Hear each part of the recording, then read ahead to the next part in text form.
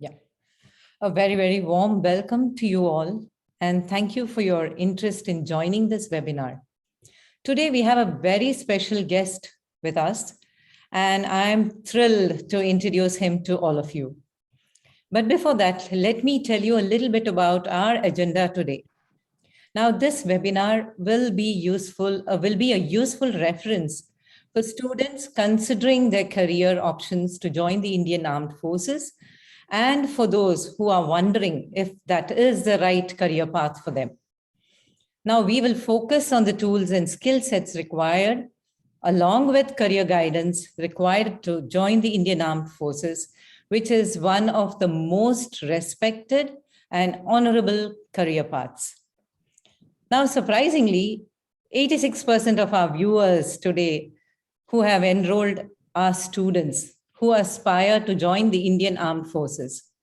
Now, this speaks volumes of the passion the Army has ignited in our youth today. I'm sure we all agree that every Indian citizen is proud of our armed forces and looks up to them with respect, irrespective of political or regional affiliations. And that is truly a strong unifying factor. It is important to note that the Indian Army is one of the largest voluntary armed forces and the fourth largest military in the world, with 14.2 million active personnel.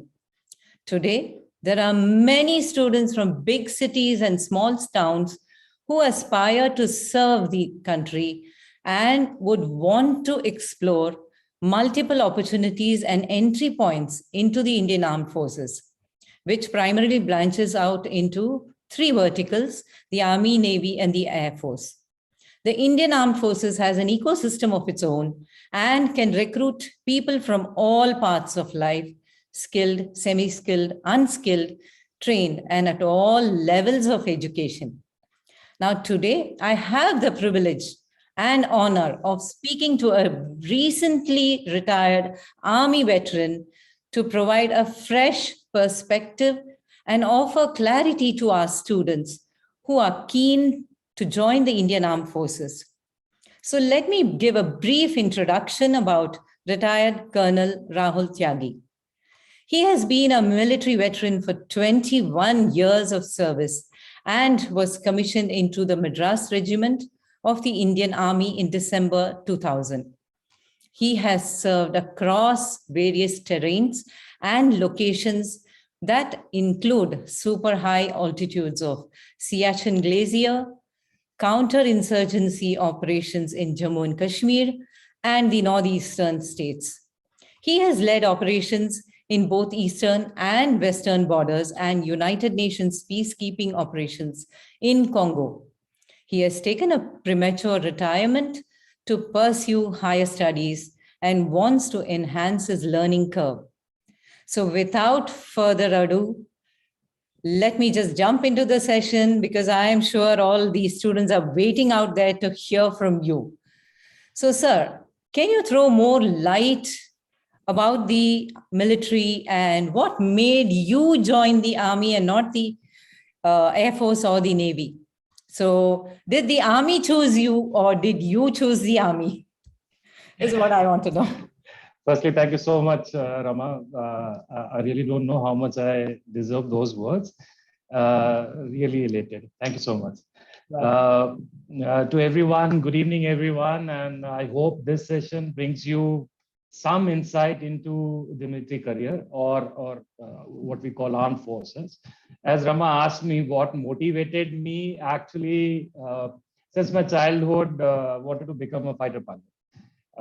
Frankly, Army was not there in my mind. And because of that reason, I joined NDA. I cleared NDA after my 12th. Unfortunately, because of eyesight, I was shifted to the second choice, which was Army. I could have chosen Navy, but I hardly had any experience about the naval life or the naval work culture. My father, I being a second generation officer, my father also in armed forces. So I had seen certain portion of Army. I've interacted with a lot of people, his seniors, colleagues, juniors, and probably I think I was meant for forces, so I landed up in forces. I did apply for engineering colleges and all, but finally I decided to join NDA.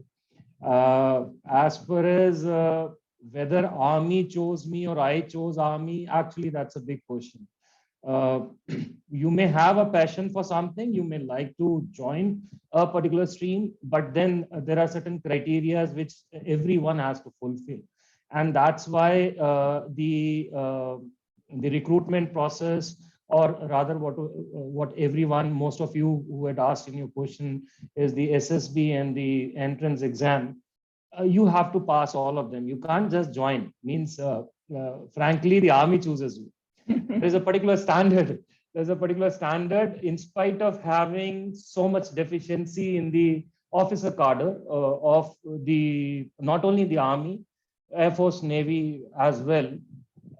The selection process has not gone down. The standards have not been lowered, because it has a bearing once you're commissioned, once you're an officer, it has a bearing on life and life of so many people, which belongs to you. It means you are the one who's responsible for it. And that's why you cannot have someone who cannot foot the bill. And I was lucky. I means at that age, I was just 17 that time, and I never thought that probably I'll be able to come into army. And now when I look back, probably I had those things which I have seen in youngsters in my career, seen in seniors, and maybe that's what.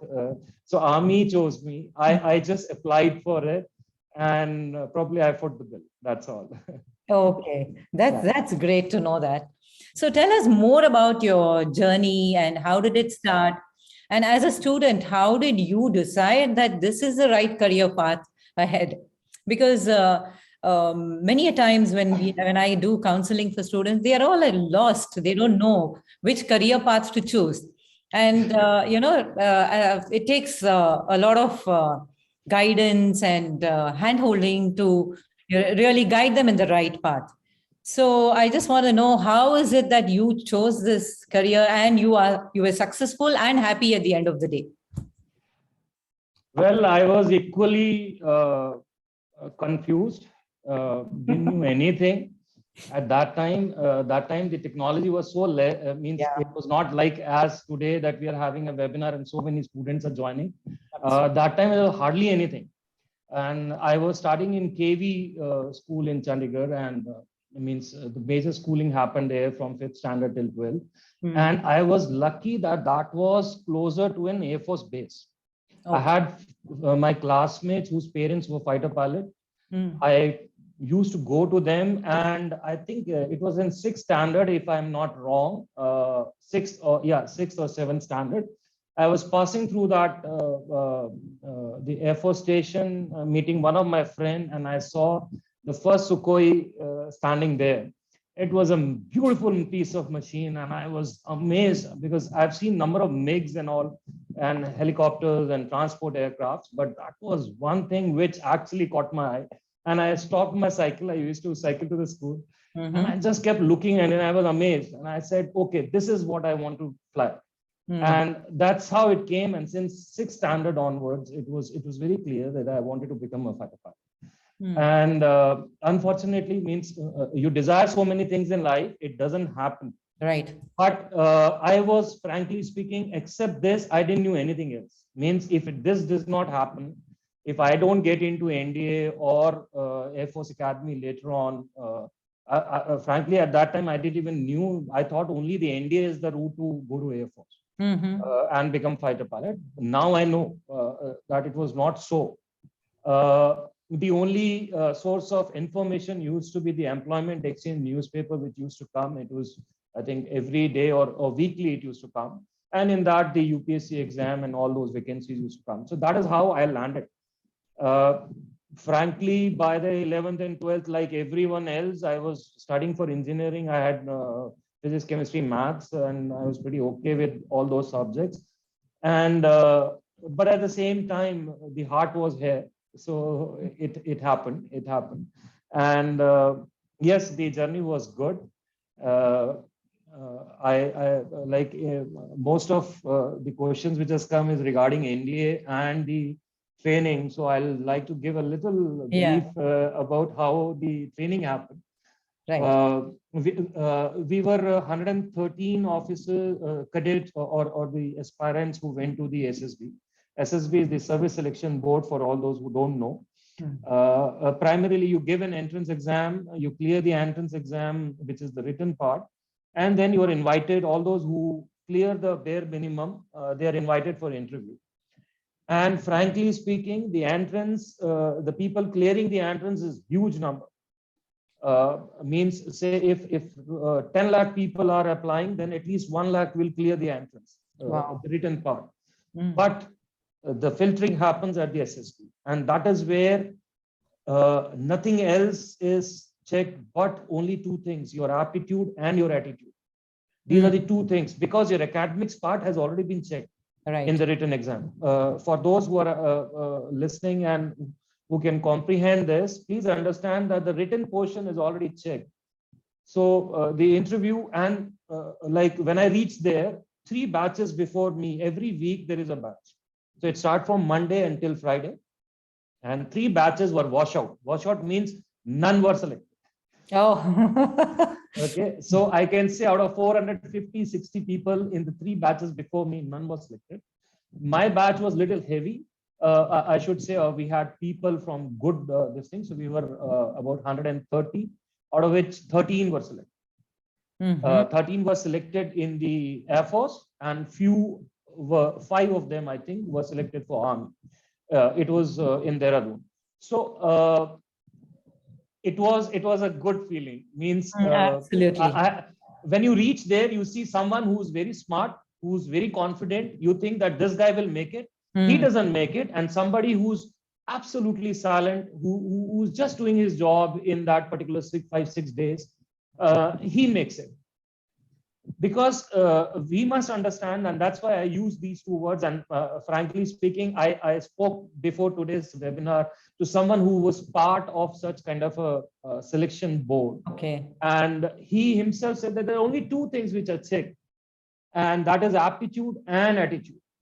Because the military will throw such kind of situations on you, life and death situations. Right.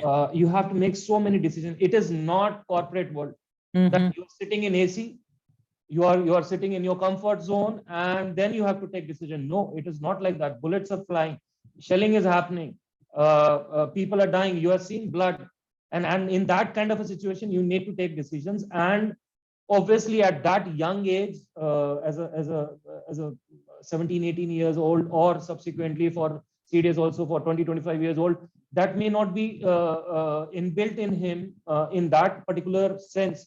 Some people are able to take pressure, some people are not able to take pressure, and that is what is seen in those 5 days.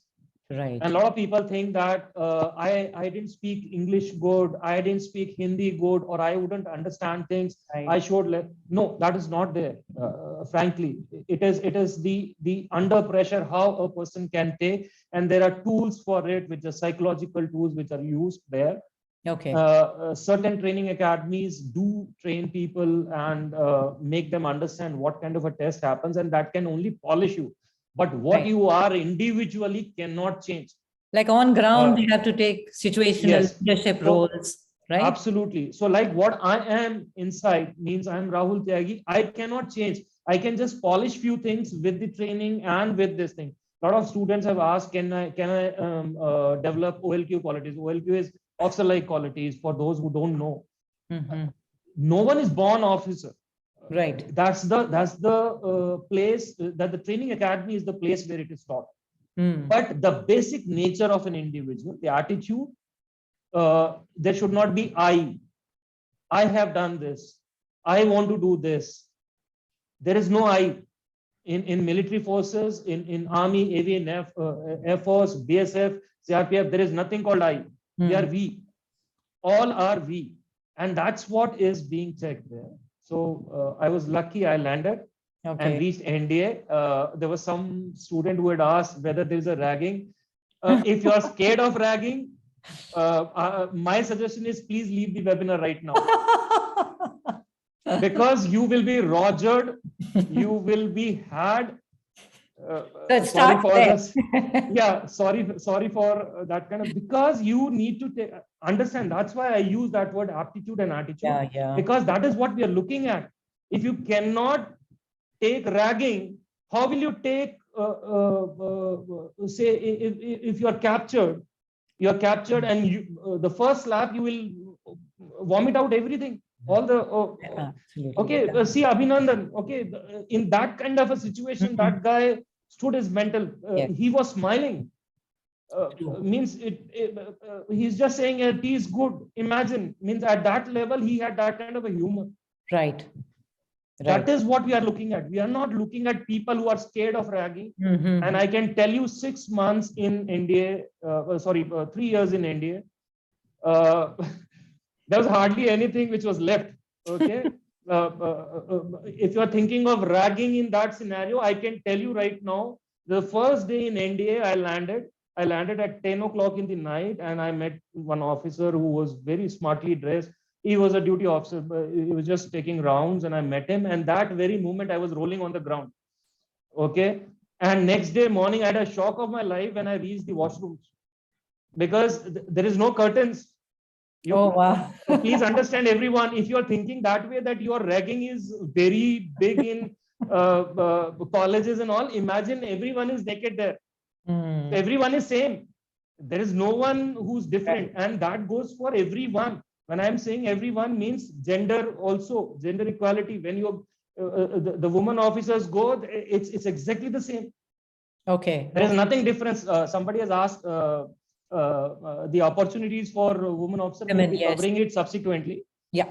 So that changed my perspective at all about army and the training part of it. Equality. From the perspective of those who want to know, the first 5 terms, we call it terms. So 2.5 years in India is primarily all Army, Air Force, Navy guys are together.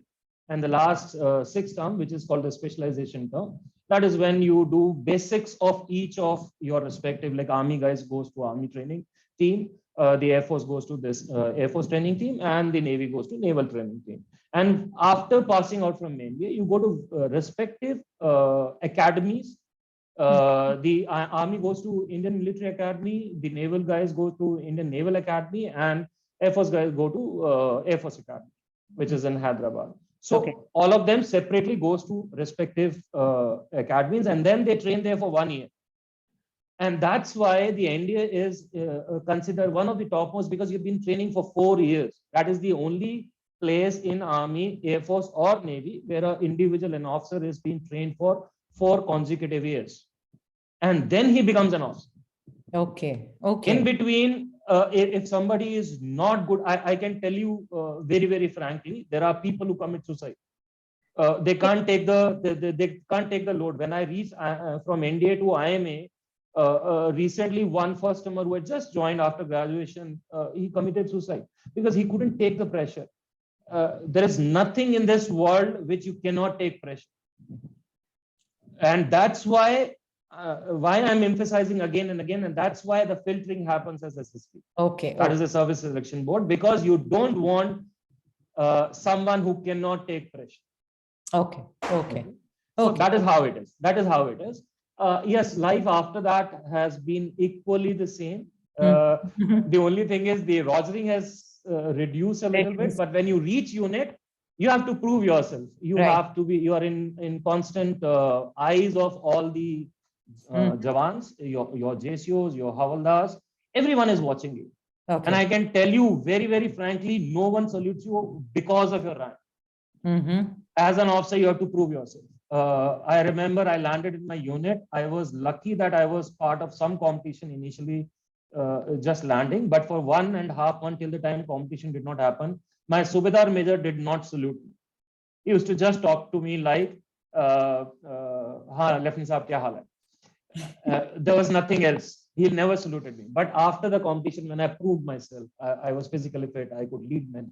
That's when the first time he saluted me, and he invited me for a cup of tea in his office. Oh, He's wow. a Subedar major, means he is not even an officer. Means he's a junior commissioned officer, Okay. but with 28 to 29 years of service. That Hmm. guy is a god for all the boys. Okay, Right. so Right. that is how it has been. I think those people who had asked certain questions about the training part of it and all, I think this much is more than enough to scare them. All those who want to run, they can run away right now. That's the I think disclaimer I all would of them like to are still give. there. So it looks Yeah, like so it's all if all of them are there, that means the yes, course is yes. live. Yeah. So my next question would be, how often would you keep in touch with your family and friends back home? Because when it comes to deployment, I understand in lay terms that deployment refers to activities required to move the military personnel and materials from the home installation to a specified destination, right? So I think it takes an average of 6 to 12 months to do that, if I understand right. So for you and your family members, it means much more. So the preparations and personal needs that has to be taken care of at home before and during and after deployment. It's a whole lot of things. So how does all of that work? Okay. Firstly, I'll correct. It doesn't in army. It doesn't take 5 to 6 months. Okay, It is okay. 1 month, 1 month notice, and you move in 2 days. Oh wow. There are times when people get 10 days notice to move. Okay, so when we talk about deployment, we must understand that I'm talking from the infantry point of view, which is my arm, Okay. but mostly in army, almost similar in Air Force and Navy. Okay, so there is something called peace deployment, and there is something called field deployment. When I Okay. say peace deployment, is a place like Delhi, Hyderabad, Sikandrabad, Trivandrum, Pune, Jhansi, Lucknow. These within the hinterland of India, Mm-hmm. which are not in a disturbed area. And the field postings are like northeast, where you have in northeast also there are certain places which are considered as peace locations because there is no insurgency. Okay. But if you're in thick of insurgency, that's called the field location. And similar manner in the north, in the Jammu and Kashmir. When I say Jammu and Kashmir, broadly divided into two parts. One is the valley, which you keep hearing on the news, which is Yes. basically the Srinagar Valley. Yeah. And the second is the South Kashmir, which is basically the Jammu Valley. Mm-hmm. Okay, so both of them up till Pathankot also there are field locations. Means certain units means depending upon the kind of equipment and weaponry you are having, that will subsequently cover in broadly. So the life in army is like one tenure in peace and one tenure in field. Okay. So it is all those who think that they can have a cushy life with family and friends. It is only during that 2 years or 3 years tenure in peace location. Thereafter, you are in field again. Okay. And it is across the board. It is across the board means no pardoning. And it is for boys also. It is for Jawans also. There are certain times when people have had two peace tenures together, but then subsequently they'll have two field tenures. So that kind of a balance is made. So invariably, anyone who lands up in army will definitely go to Northeast, will definitely go to JNK. And every 3 years. Oh, okay. Okay. So the moment your 2 years are done, your clock is ticking. You can be called up anytime, and then you can move along with you. Means you can go individually in a particular unit, or you can move along with the unit. When the unit itself is completely moving, the warning order is given a little early. But when an individual is moving, okay, so you're given very short notice. Okay. Staying connected with family is only that peace time when you are there every day. You are coming back home. That's the only solace for the family. Okay, your wife and children. There's a huge saying. People means there's a langar gup, means people make joke that after some time your son starts calling you Papa Uncle, because the rest everyone is uncle, and he's Papa Uncle because he comes 2 साल में एक बार आता है. हाँ, means that's how it is. So that it's not only for the officers or the Jawans, it is for their family also. Life is difficult. It's a lot but of at the same sacrifice. time, yeah, there's a lot of separation, but at the same time, it teaches you, the military life teaches you to enjoy each and every moment. So when you are there in the peacetime, you cover up for those Missed 2 out days of moments. separation, or the Right. period of separation with extra love and care and everything. Mm. Okay. Connecting nowadays is very, very easy because most of the places in Northeast and JNK has mobile connections, and like we are connecting today on Zoom. Certain places are lucky where they have good network, so they can have 4G and you can have a video chat and something like that. Okay. My time it was not there. Even the STDs were not there. Like the telephone lines were not there. We used to talk on satellite phones at that time, or we call it VSAT. So it was difficult, but yes, that time means somebody wants to connect, he will find ways. I used to write Right. letters. I used to write a lot of letters, three. I think every 3 days, one letter. So that's how I used to get connected, and it's the bond which makes Right. nothing else. So that's how is the life in army. So you have multiple deployments also, right? So how do they differ and how do you adapt quickly to that? Okay, the seeds for all this is sown in during the training itself. Okay. Means one time you are having a good time and suddenly there's someone who comes and rogers you. Okay, so mental mobility is taught to you from the training. However, at the same time, when you grow in service, a lot of deployment, like especially I just spoke about peace field. So yes, there are emotional times, and but then that's how you are trained. Right. Actually, everything boils down to again that SSB means if you're not good, we will not take you, Right. because you can't adapt. As simple as that. If you can't do it, then we will not take you. So you already have certain qualities which were taken, and now thereafter is the people are means in the army. Thereafter, you learn things. You see people. Your peers are going through. There are people who are seniors to you who teach you how to cope up with it. Right. And somebody has asked resilience. Yeah. So it is inbuilt in you from the training. And I don't think there are few people, means aberrations are obviously there, but all those who can't take it, they invariably quit also. Means, Okay. but the ones who do the complete service, they are able to take it. Yeah. Okay. Okay. Oh, that's good. So how does a typical day in a military life look like? And is there any anything you especially missed during, I mean, about the civilian life? Are there moments that you feel are Okay, a typical day, I'll cover it again in two parts. One okay? is the peace time and one is the field area. So if you're in peace time, starts with morning PT. PT parade means physical training early in the morning. So generally starts at 6. By 45 minutes, 1 hour of running and physical training. So that's primarily for keeping you fit all the time. And then afternoon means around 8:30 you come to office. Most of the time in the peace location, we are training for war. Okay. Because either war or for the subsequent deployment in the field area. Wars are not happening, but then in the peacetime, your task is that. So, but when you're going to field, then you start training for the counterinsurgency portion. Okay. Last 5-6. That's why the warning order is given. Means little early warning is given. So primarily the training is happening. In the evening, you have games and you have certain parades. Like people will think, why such a word? But even for Mandir, we have a parade. Every Tuesday, you will have a parade in a Khalsa Paltan, on a Sikh Paltan, you will have Gurdwara parade. So it is called parade. Everything is called parade. Okay. Because you have to mandatorily join. Our religion is the religion of the troops. I'm a Hindu. I'll end up in a Jain Jammu and Kashmir rifle unit. My religion becomes their religion. Right. Right. Very, very frank. There is someone who's like, I have one colleague here. He is my Muslim brother, but his unit is Khalsa Paltan. He speaks fluent Punjabi.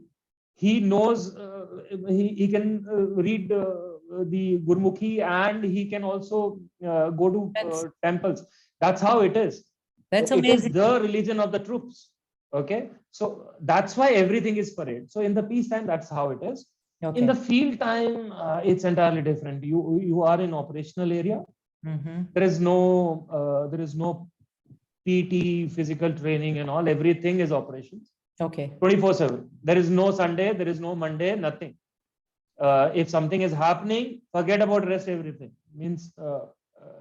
Let's be very, very frank. The only solace you get in field area is when you come on leave, or when you have done your operation and you come back and you sleep in your bed. Okay. And then also you have your weapon next to you. You can't sleep without a weapon. And always a magazine is inside. Sometimes we, like my kind of people, we keep it cock also. So one round is in chamber also. So there are people like, means there are special forces. They don't even sleep. Personally speaking, I cannot sustain. I, being an infantry officer, cannot sustain that kind of the physical toughness they undergo, or the mental mobility they have, because I have not been trained that way. Okay, so everyone has their own task. It's not that every infantry officer or everyone is doing this. Everyone who joins in army, even in field, you have your own respective. So broadly, you're doing operations in field area, and that's how the whole day goes out. One typical day. And in peace location, you are basically training for war or CI operation, wherever you are. Okay. So, and that goes for Air Force, Navy also. They have flying. Like their field is like Air Force is doing active flying. The fighter pilots or the transport pilots or the attack captors and everyone, they're doing their respective training for a future war. It may happen, it may not happen, doesn't matter. You have to be ready at all given times. Right. Okay. And similar manner, the Navy, they have, when they talk about field, means comparing to my field, it is when they sail in active sea. So they are away from their family for longer period and they come back. So even their ports, when they are in the ports, they sleep in the ships. They don't go to their home. Okay. So that is how it is. Means it is same in all of them. Certain variation depending upon the task of that particular arm or service. That's how it is. Okay. So if a student wants to join the armed forces, so what are the basic things he needs to consider in terms of physical, mental strength, in terms of personality traits, and also emotional quotient to sustain in the, long run? Yeah. I think I have already touched a little bit of it. Yes. Already, but let me be very, very frank. All armed forces. That's why in your introduction also you were saying they are so valued and so many people joining. Yes. They are the last hope of the nation. Absolutely. Let me be very, very blunt and take pride in it. Yeah. I'm very proud of it, because anything and everything will fail. Armed forces will not fail. And it is the 4th largest army in the world. Means not only army, the Air Force, Navy, we have beautiful equipment. We are all trained. So it's a selfless service. You cannot expect him, I will go in between, मैं छुट्टी जाके आता हूँ and I'll come back and do the thing when the balloon is gone up. No. Enemy will not ask you whether you are having Sunday, Monday, Tuesday, or a holiday, or Diwali, Dashera. Okay, it happened with me when I was youngster. I was just 3 years of service. It was Diwali, and that day we had the heaviest shelling that time by the adversary. So that was our Diwali. Okay, on Holi you are having Diwali. On Diwali you are having Holi. Any which way. Any which way, frankly speaking.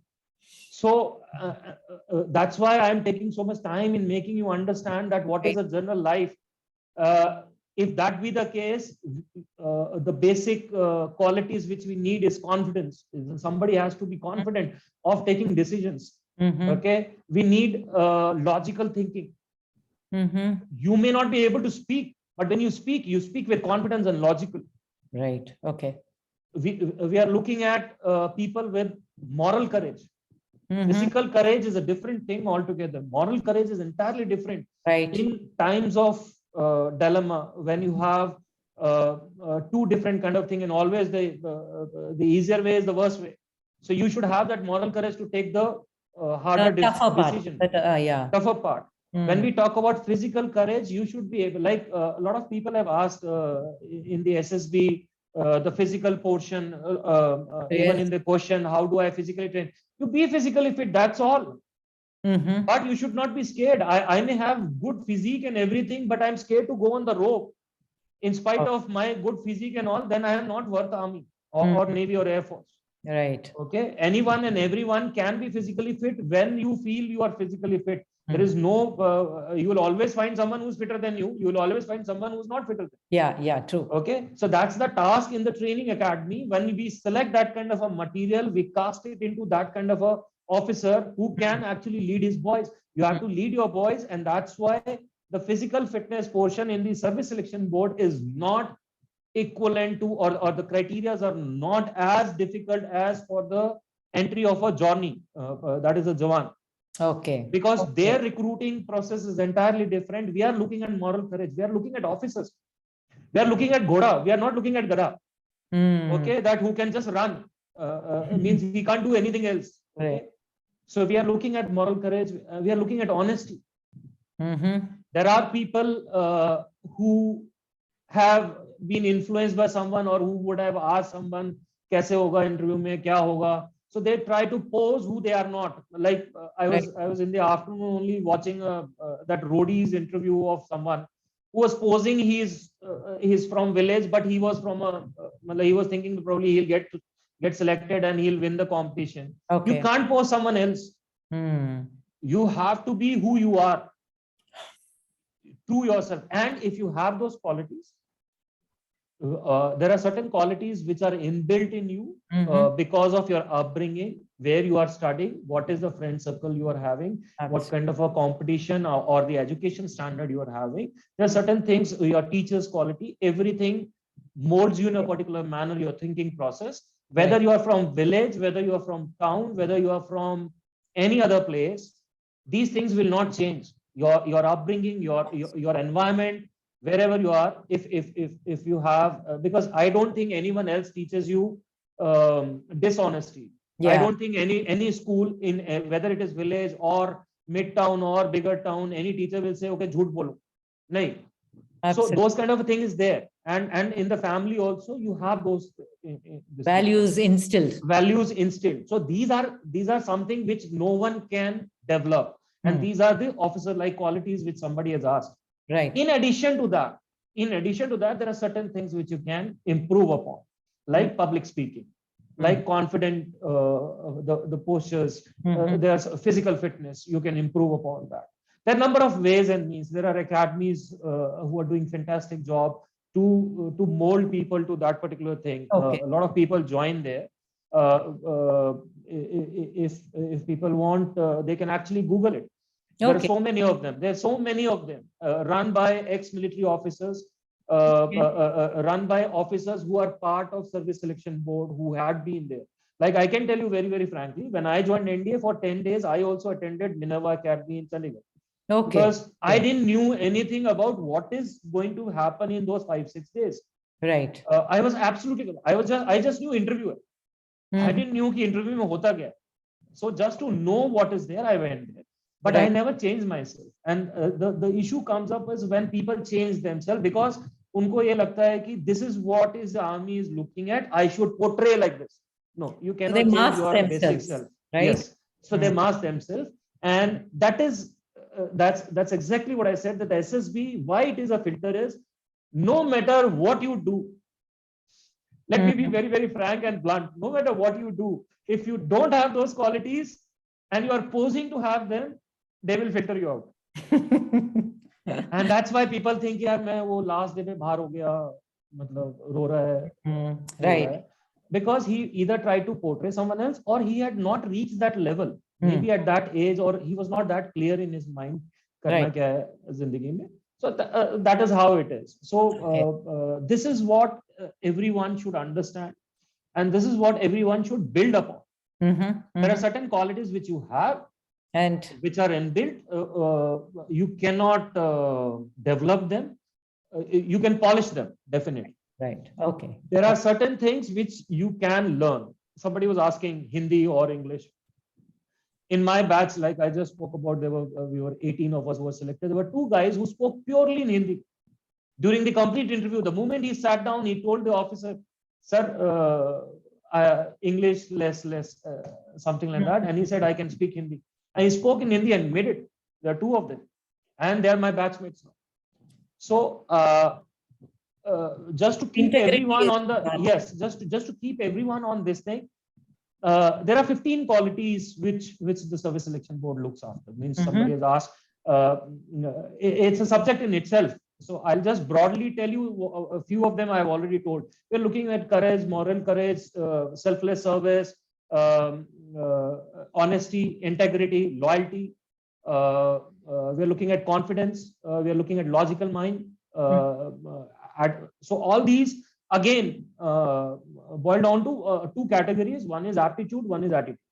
And they cannot be like I was speaking to one of the colleague who actually told me about certain things about SSB.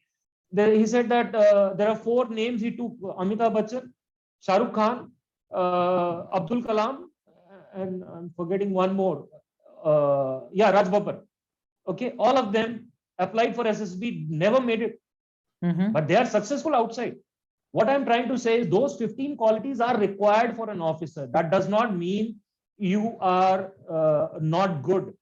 You can still do a lot of other things, but they are not the qualities which you have may not be fit for armed forces. Right. Okay? So the competencies required is different when. Yes. Please don't understand this way that I am not good thereafter. A lot of people feel I'm dejected. No, it's not that. There are certain things. That's why I made that statement. There are certain things which are inbuilt in you. There are certain things which you can develop. Polished, If those things are not there, that does not mean that you are not good. You are probably excellent. Like these 4 names which I have taken, they are the celebrities of India. Right. We swear about by their names. They are good for a different field. Yeah, but then something which is required for the military service is not. Right. And that's what everyone must understand. You must try for it. If you don't have it, you can take guidance. Obviously, don't change yourself. Try again. But then 3 to 4 times, if you're not getting through, probably you don't have that. Okay. Probably don't have that. That is what it is. Okay. Yeah. Okay. So are there equal opportunities for female candidates in the military? Because in terms of percentage, I think it's only 0.56% of the women force are there in the army. And then in the Air Force, you have 1.08%. And in the Navy, you have 6.5. So I think the number of women in the armed forces are very, very, very less. So are there equal opportunities and that people are not taking it up, or how is it? Okay. To answer this question, I'll have to be a little philosophical, okay, because this is a little sore tongue. For that understanding, why I'm saying that is we must understand how all the 3 forces are structured. Like army, I'll give you an example of the army. Army has something called combat arms, the ones who are actually in contact with the enemy if the war happens, or the ones who are actually actively employed in the CI operations. Means the ones who are just in front, means guttam gutta ki ladai wale level tak aane wale. Okay, so that is called combat arms. There's something called combat support arms. Okay. So when an infantry is going, there's someone who's providing communication and fire support and logistics. Are you understanding certain portion? So that is called combat support arms. So okay, engineers are there. You have signals.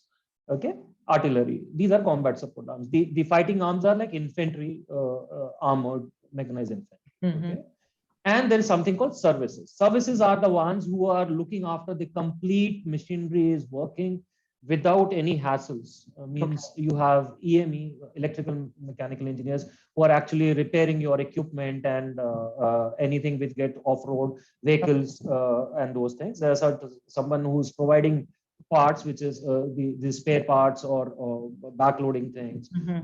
Somebody is supplying, giving you rations, khana pina, everything.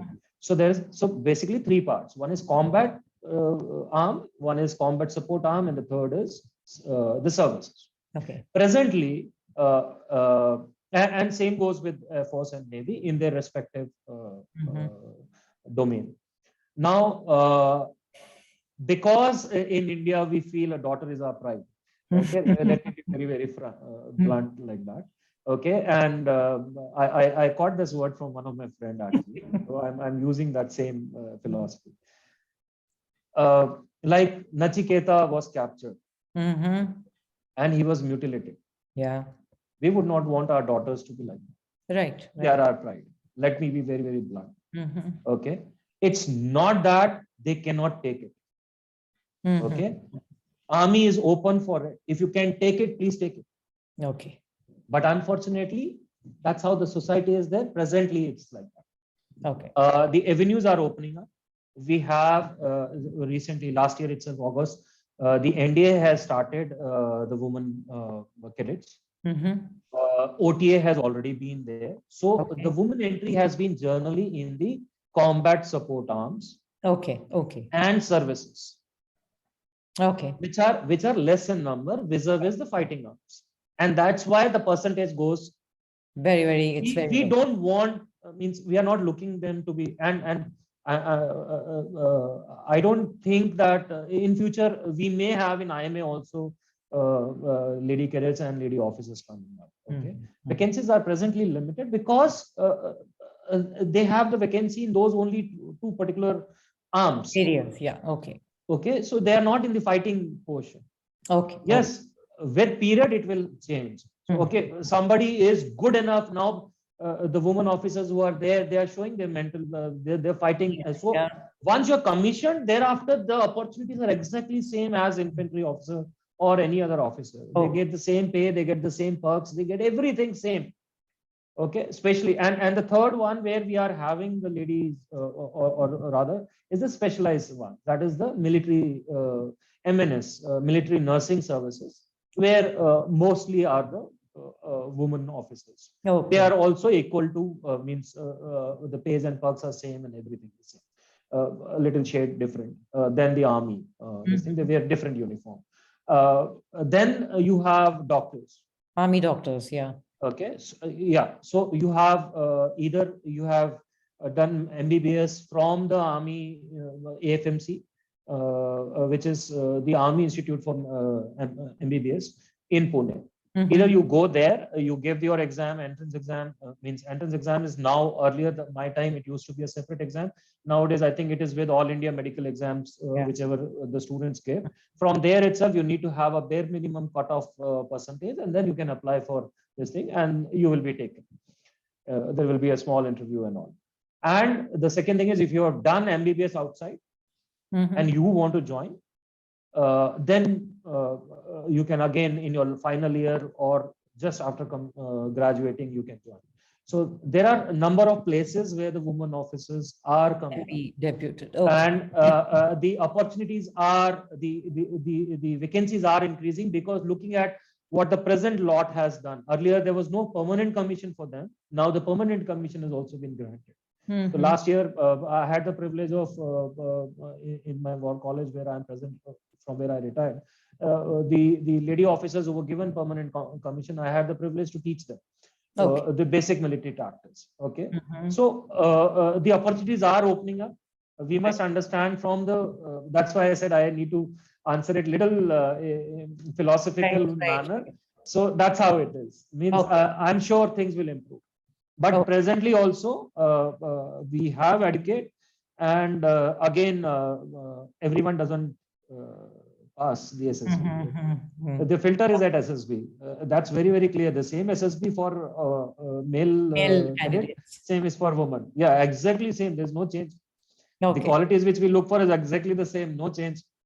Okay. So you cannot say later on कि भाई मैं नहीं कर सकती, I am physically weak and all, I cannot take ragda, means मुझे घर जाना है. You can't, and they don't do it also. Right. All those who are there, they don't do it also. They are a few of them I have seen, they are much better than male officers. Fantastic officers. Yeah. So any insight into different exams and what it entails, and what are the different ways to get into a military? So supposing a student fails in NDA, what are his options? What are the other options he can look at? Okay, I think I'll divide it into certain portions. Okay. So broadly, the commission officers, I'm not talking about the soldiers. That's a recruiting part. That's a separate subject altogether. I'll not touch upon because the audience, as I understand, is more interested in officer card. Yes, correct. For Air Force, Army, Navy, all three of them. Okay. So you have something called permanent commission, which is once you are commissioned, you will only retire when you have the retiring age. Okay. Or after a particular period, you apply for premature retirement, like I have done. But that particular, till that time, you have to do. There's something called short service commission, which is primarily 10 years as of now. It may increase in future. Earlier, like when I got commissioned, it used to be 5 years with one extension of another 5 years. Presently, it is 10 years. And thereafter, if you are footing the bill and you have done good in your career, then the army, you apply for permanent commission. You have the option of applying for permanent commission and you stay in army. Okay. But you have to be in the merit. Okay. Means there are times when you don't, in spite of all the good things, the vacancies are less and you may be told. So you may get an extension for another 4 years or so. And so at 14 years, you will retire. Otherwise, you can, after 10 years, you can move on. So there are two types of commissions. In both of them, the short service, the age limit is higher. Means you already should have done graduations or equivalent. You could have done engineering, you could have done BA, you could have done BSc. You can even have commerce subject. Yes, any arm and all. There are specific, like for Air Force specific things, you need to have science that will be there. I think there is I was able to manage the entry schemes that we can share with all the students who are presently joined, so that whatever I am telling right now, they can see it, match it, what they want. Okay. So if they can share their email IDs, I'll send it. Whoever is interested can just request for it and I can mail it to them. Okay. So as far as the permanent commission is concerned, the first thing is after 11th, 12th. At 11th and 12th, what you can do. Okay. So first and foremost is National Defense Academy, which everyone has asked. There is a written exam which happens on Sundays. I think there are two parts, one in the morning, which is the maths, and the second portion is in the afternoon, which is 600 marks, 300 and 600 marks. Those, I'm sure all those who are aspiring, they will Google it, they will find it. If I have to feed all of them this, then as such, you are not meant for it. Okay, so you should have that kind of a zeal to find out. I can only guide you. So there is something called NDA entry, which is basically an entrance exam. You clear the entrance exam, then you go for SSB. Okay. Similar manner, there is something we call 10+2 entry. So which is for technical arms. Like that's why I made those terms: combat support arm, the combat arm, and these services. So this entry has been made for specifically the technical arms, signals engineers, where they are providing the support for the combat arms like infantry and army. And this kind of an entry is also equivalent to that is there for Air Force, Navy also. Okay. So when you enter, you have, so for the NDA, you have 3 years of training in NDA, National Defense Academy, Pune, Khadagwasla, and thereafter 1 year respective training in Army, Air Force, Naval Academies. After the NDA, you move out to your respective academies. So there you have 1 year training, and then you pass out. The second one, PCM entry, the physics, chemistry, maths entry, or the 10+2 entry. The 10+2 scheme also has something similar. You give the exams, you do an initial training of 6 months in IMA, and thereafter you go for engineering. The army pays for it. You do your engineering, and thereafter you go back to IMA, pass out. So it's 4.5, almost 4.5 years. So it comes out to be equivalent to the infantry, means the regular NDA cadet. Okay. Then you have, so broadly, these are the two which are immediately after 10th and 11th. Okay, okay. So what would you suggest for the students who are confused in what subjects to take? So in that, see, if I want to go in Air Force and I want to be a fighter pilot, I need maths and physics. Physics, yeah. For sure. Okay. Because the teaching in the Air Force, like you want to become a pilot, you can't become with a arts yeah, degree. correct. Okay. A similar manner in the, because you have to learn those aspects in the training. You have to understand, even for army also, certain places like how the bullet flies, what is the trajectory and everything, artillery you're going, you need to have those. You will have a difficult time, although that's not a criteria. So certain of them do have the criteria, certain of them does not have. Once they see all this, what I'll share later on, they will understand which particular arm they want to go. That's why I made 3 categories. Somebody wants to be in combat, then you don't require all the other subjects. You can be arts, you can be commerce, you can be science, you can be only biology, anything. But then if you're planning for becoming a pilot or you're planning for 10+2 entry, then you have to have PCM, physics, chemistry, maths. Okay, that's why I use that. That's a colloquial term which we use, PCM. Yes. It's basically to call 10+2 entry. Okay. Now this is the 2 which are there at the youngest age. The second one is thereafter is after graduation. Okay. You may have done graduations. You would have done graduation in science, arts, commerce, masters in any, not masters means honors in something. Okay. Different, he could have done MBBS. All of them can apply for respective separate things. Okay. In that, the common thing is something called like Air Force, Army, Navy has their respective academies. You can directly apply to them, which is through UPSC exams. Okay. So you give an exam, and thereafter, once the SSB will happen, SSB is for everyone, okay, except only few. So there will, after that, SSB will happen. And after the SSB, you go to respective 3 training academies. Okay. And there you do a training of 1.5 years.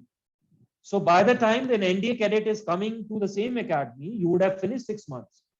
Okay. You do your final 1 year with the NDA cadets. Okay. Or rather, NDA cadet do with them. Okay. Or what we can call it vice versa. And same goes with Air Force, Navy. Okay. So there is something called, and these are called direct entries. Okay. Okay. Okay.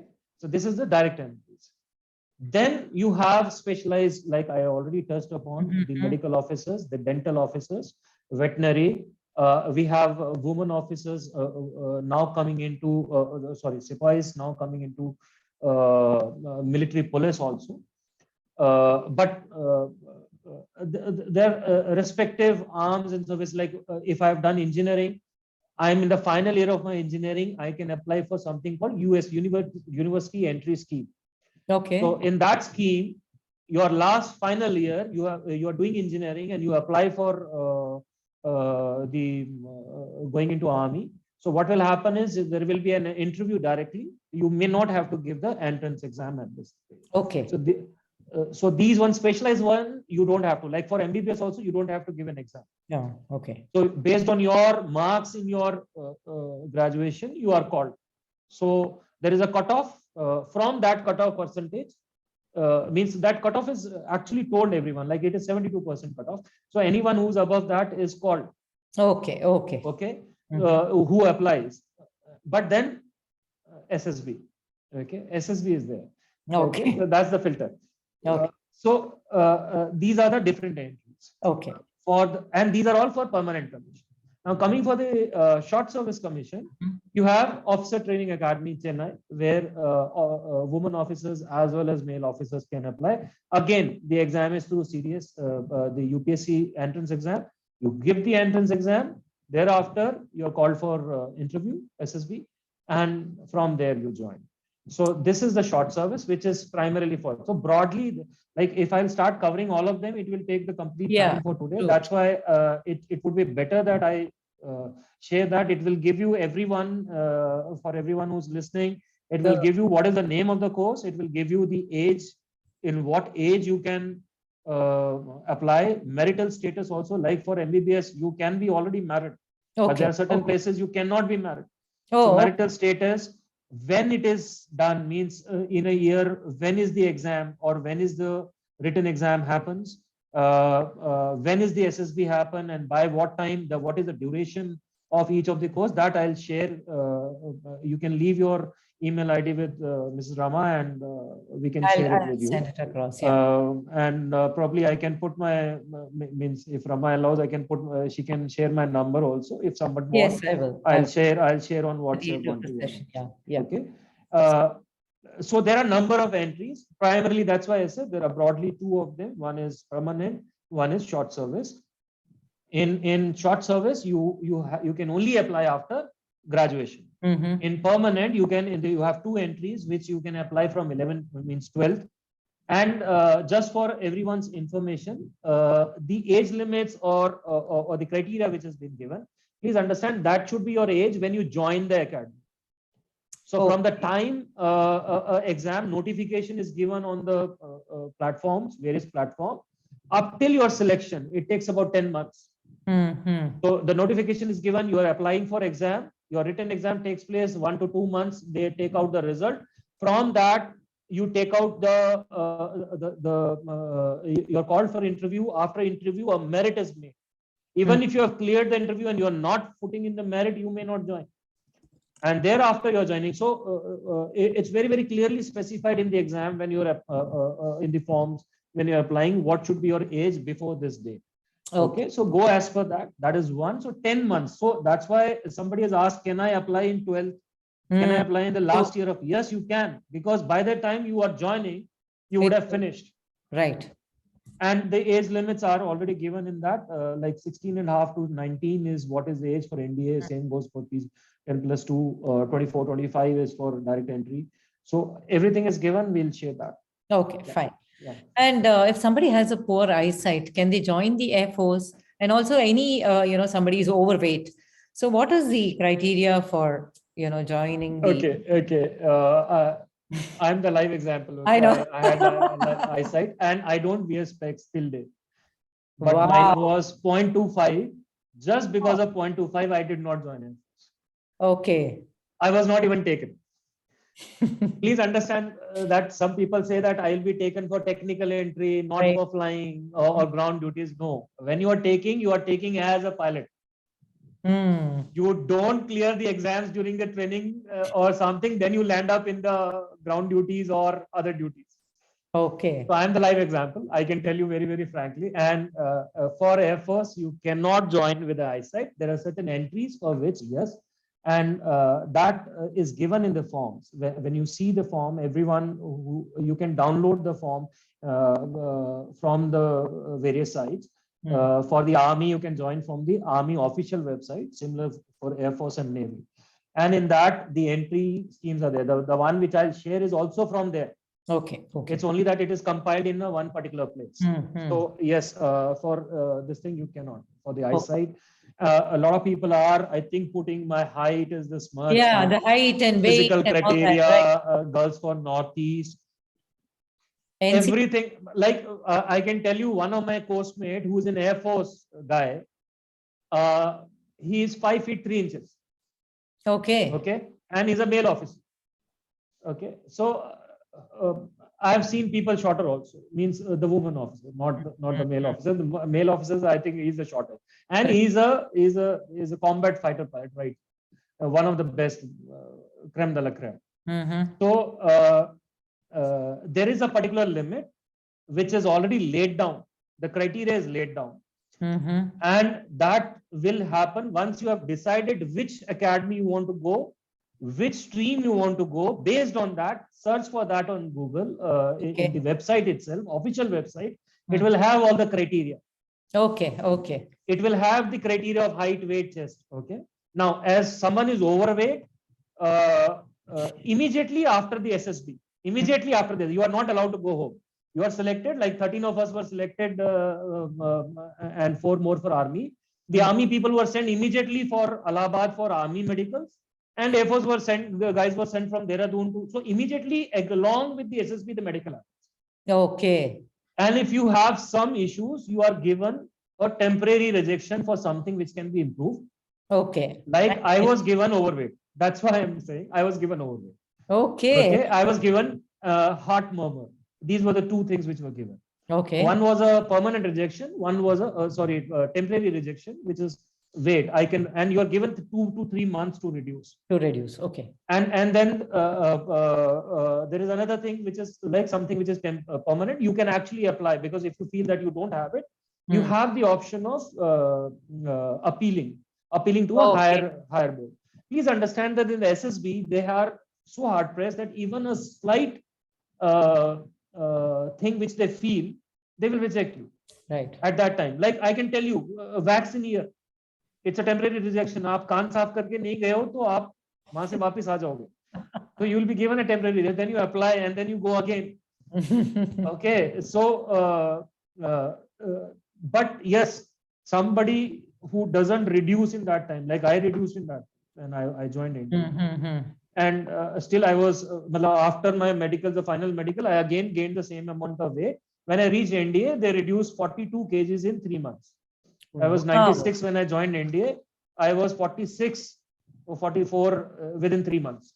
Wow. Oh, itna bambu. So those who are thinking ki ragging and all, please understand, if I'm telling you 3 months means even my mother couldn't recognize me. I reached home, I rang the bell, and my mother was looking at me like, "Ye kaun aa gaya? Who's this?" And for 2 days, she was just looking at me. ये मतलब ये अच्छा भला होता था, इसको क्या हो गया? And I'm eating hogging like anything. मतलब इतना खा रहे हो कि she's thinking यार कुकर खा लिया इसने, और कितना खिलाऊं इसको? You are that hungry, you are that sleep deprived, and you are means. Okay, so let's not go into that. What I'm trying to say is that whatever is level is there, a certain degree of things is given. That's but yes, something which height cannot be increased or decreased. Okay. So there are two questions from two women candidates. One is there any scope in military for the ones who are choosing management in education? Okay. And the other one is, can you tell me about the nature of job at Army Intelligence Corps for women candidates? Okay. So the entries which I have told you, these are the only entries. And when you are commissioned, then you are given task. Means you can choose from, you cannot go into combat arms, but combat support arms. So intelligence is one of the combat support arms. Okay. So that is the only entry. And there are a number of women officers who join that. It is the woman ka basic instinct hota hai. She is good at sorry to say that, but she is good at intelligence. Okay, pati paise kahan chupate hai wo bhi pata hota hai. So very good. They are very good, and they are able to cultivate good sources. So this is one place where they are actually flourishing very well. They excel. Okay, so the career again means you can go up till the rank. Means after now the permanent commission is also there, so you can go up till whatever rank, lieutenant general at least. So you have good opportunities. As for the management is concerned, somebody also has asked strategic management and studies. Understand that these are separate topics. These are not part of armed forces. Within armed forces, it is taught at a very, very high ranking officers level. Like someone who's my rank with 20 years of service plus. That is the people who go for respective courses which are conducted, some in the civil universities, some in the army, some in the there's National Defense College in Delhi, where not only the army officers, Air Force officers, naval officers, but you have CRPF, BSF officers, senior officers coming there, generally of the rank of brigadiers, and then from IAS, IPS, all the India's. So you are looking at strategic outlook. You're looking because now the national security has the domain has changed. It's not only the armed forces which are involved into it. The intelligence, various intelligence agencies are part of it. They're all coming under the NSA. So you and strategic studies also entail relations with neighbors and all. So that's a huge subject. Okay. There are certain universities in India who have started. I'm aware of Pune, Madurai. You have certain institutes who have postgraduate studies, and there are only a few of them who are specific for graduation. Means graduation, post-graduation, and diplomas. Okay. Even in army, we are planning. It's still not come on to that level, but yes, people are doing. And then we have United Service Institute, which is generally run by all the armed forces officers, and we have certain civilian staff also. There are also places where people do, but this is not armed forces. Okay. And this is probably outside the preview of this. Yes, it happens, and there are a lot of institutes, and most of these which are happening in the other universities and everything, it is done by people who are qualified in NDC and all. I was searching today in the morning, a number of major journals, lieutenant journals who were part of it. A number of IAS officers, IPS officers have opened such institutes, or they are, if not open, they are part, they are faculty members or the professors in such universities. So it's a huge subject. If someone is really interested in it, then they can go for it. But then it's not armed forces. Within the armed forces, we do have our own teachings, various courses, where we gradually with service we teach strategic thinking. Yeah. Okay. So is there any special entry for girls having NCC background?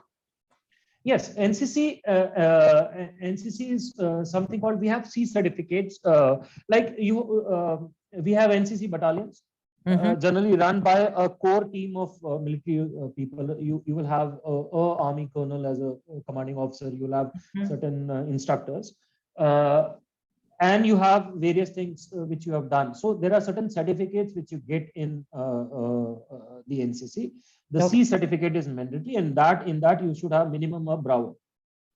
Okay. And then you don't have to give the UPSC exam. You don't have to give the written exam, but SSB same. Okay. And the entries are also same. Sorry, not IMA, the OTA and the other which we have just spoken. So that helps you for what. In addition, it helps you is because you have gone through certain kind of training, where your core team is from that. You have already those qualities which we spoke about. Right. You already have started nurturing them, and you are a shade better than others. Right. But it does not mean that if you don't have the basics, those 15 qualities, just by going in NCC, you will clear SSB. No. Okay. So that's good for the scouts and the guides as well, right? Absolutely.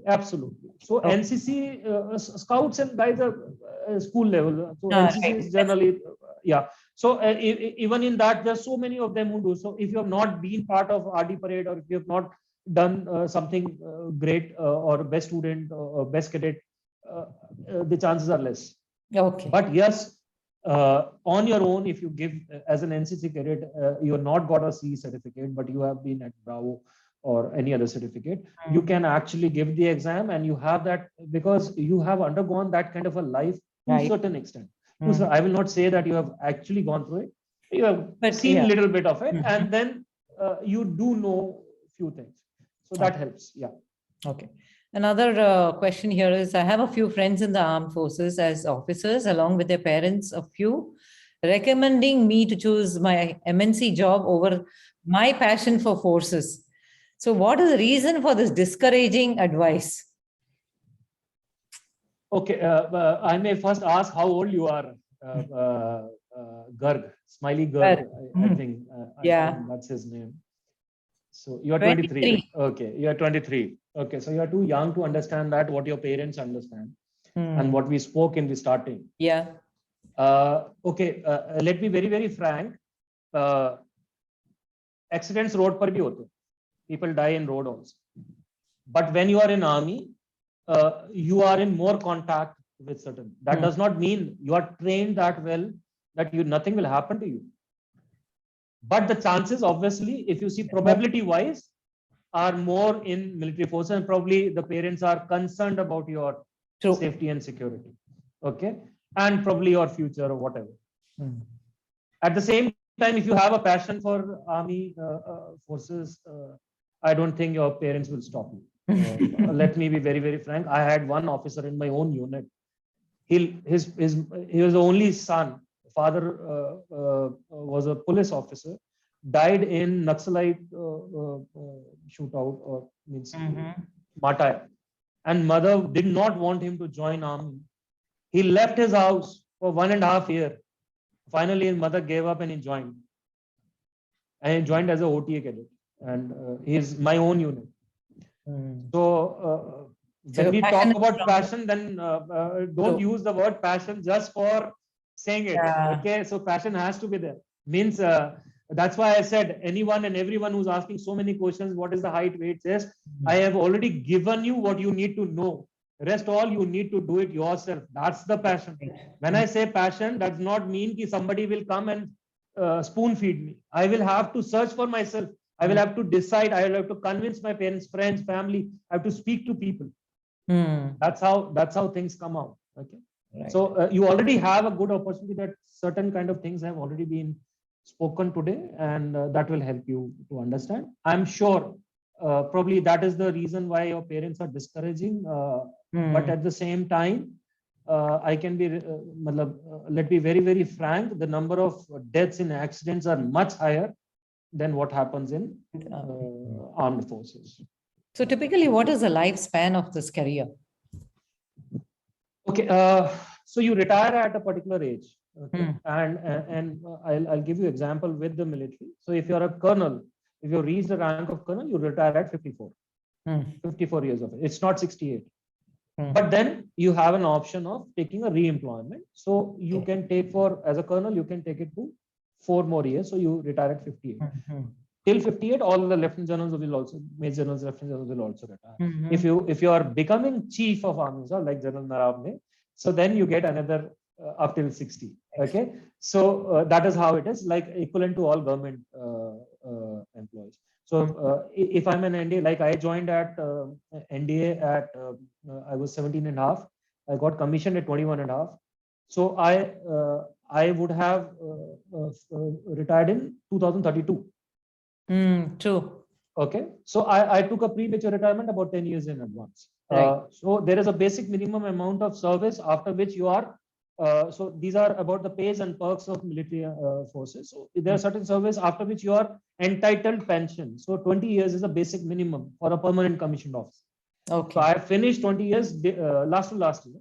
I applied last year and so I have got, that's why 21 years and a half. There are certain of my course mates who left a little early and they are doing MBA. I also intend to do MBA. So that's how I have come. Okay. However, so this is how with the rank it increases. So anyone and everyone who joins army as an officer will retire at 54. If he's getting promoted, then it's, every promotion 2 years are added. Till a cap of 60. Okay. So that's how it is. So this is the span of a career. And in that you will have generally around 32, 33 years. So it is based on age. So earlier you join, the longer you serve. Okay. And that's why the NDA entry is the hot cake. Because you join at 16 and a half. Right, 16, yeah. Yeah. That's true. So that's how it is. Okay. So can you, before we wind up, so can you share one unique experience that after joining the Indian Armed Forces that has made a very great impact on you? It's I know you'll have question. many, but difficult. Anything that first comes to your mind. Okay. I'll try and bring something from my early service. Okay. Everyone, like a lot of students, are also passion and all. I was also full of josh. Sab kuch kar dunga and all. So my first field posting, I've done in peace and we were doing well, training and everything is fine. The first time when you see bullets flying. Okay. So my first field, and I remember there was one incident. Why I'm saying this particular incident is this changed the way I used to function, and little mature also thereafter. So there were particular place where I was sent for an ambush, and I was supposed to be out for 7 days. We were in my exuberance and all.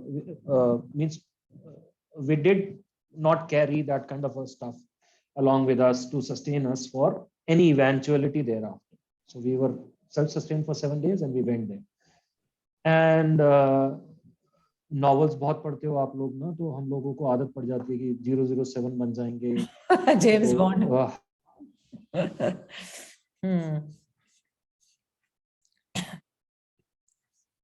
Bakarwal are those ones, वो भेड़ चराते हैं non. सो मैंने वो 2-4 पकड़े, उनकी dresses ले ली, Pathani suit पहन लिया, and you think you can be a localite, and we went very close to the enemy post, and we stayed there for 7 days, plus it continued for another 7 days. 14 days we were there.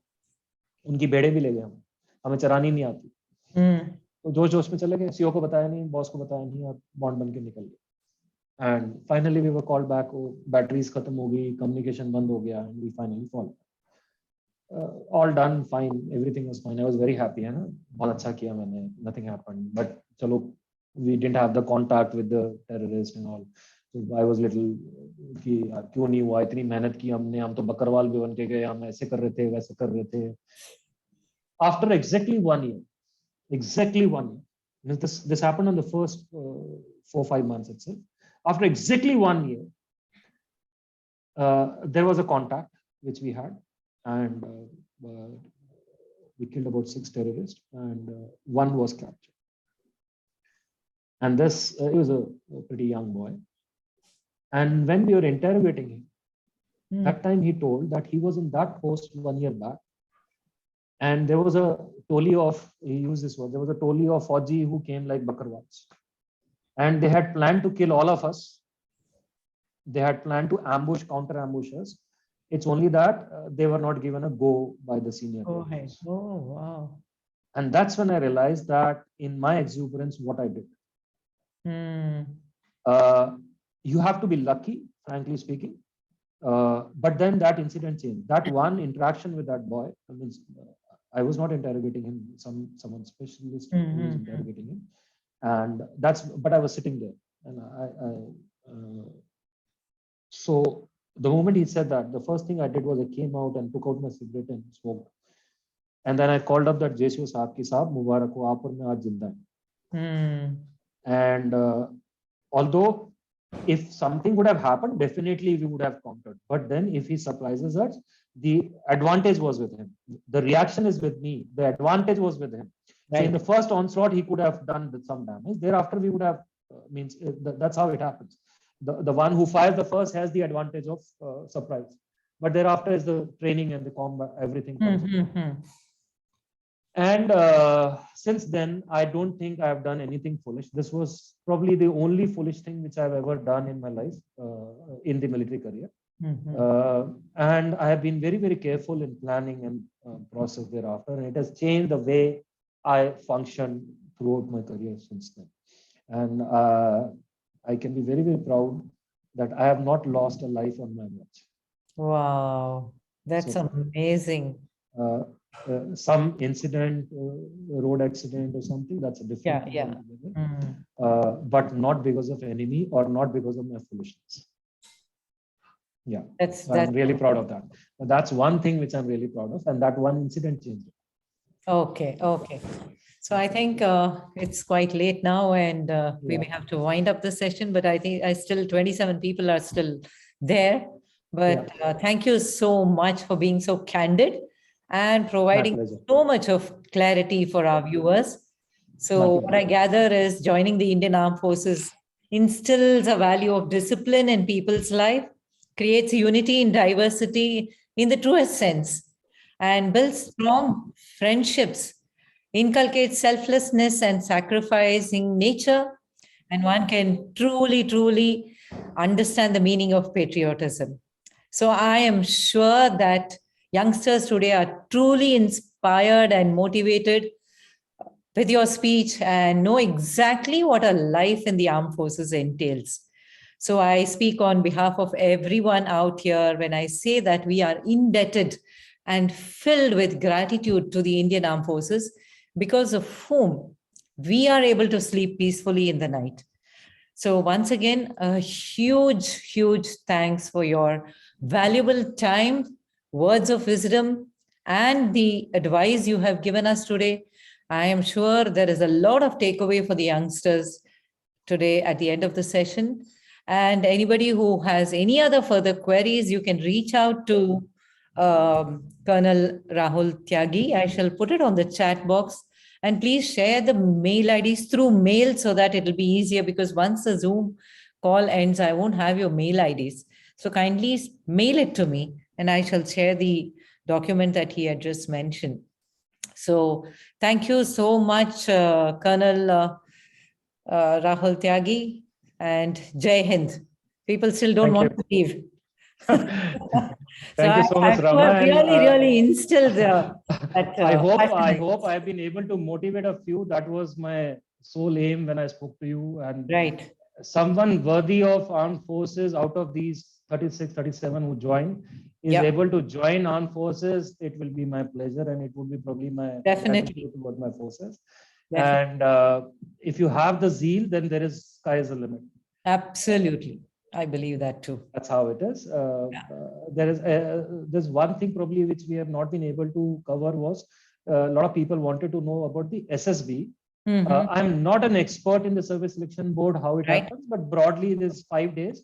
First day is the screening, and thereafter 3 days is your interview as well as the ground test, and the final day is the conference.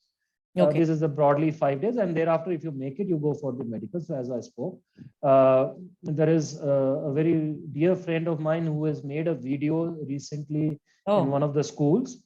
I'll share the link with you, and probably that can also be shared along with this, so that all those who are looking for what happens in SSB and how it happens, they can listen to it. It's on YouTube. I'll share the link. Sure. Thank you so much, sir. So my pleasure. Yeah, thank you. Take care. Bye-bye, everyone. Yeah, bye. Have a good day. Bye. Yeah. So anybody has any questions, kindly write to him. I will share his number and his email ID here. And just a moment, I'll just. You want me to write down? I'll write down. Oh, yeah. Thank you. Because I was just searching for your number.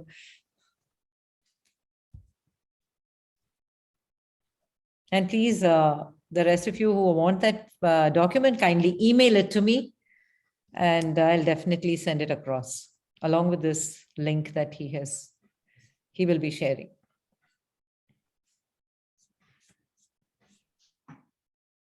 This is my mail ID and the telephone number. Telephone number. So anyone who has a serious doubt and inquisitive doubt, please feel free to contact. Thank you. Thank you, Rama. Take care. Yeah, take care. Bye. Good night. Bye.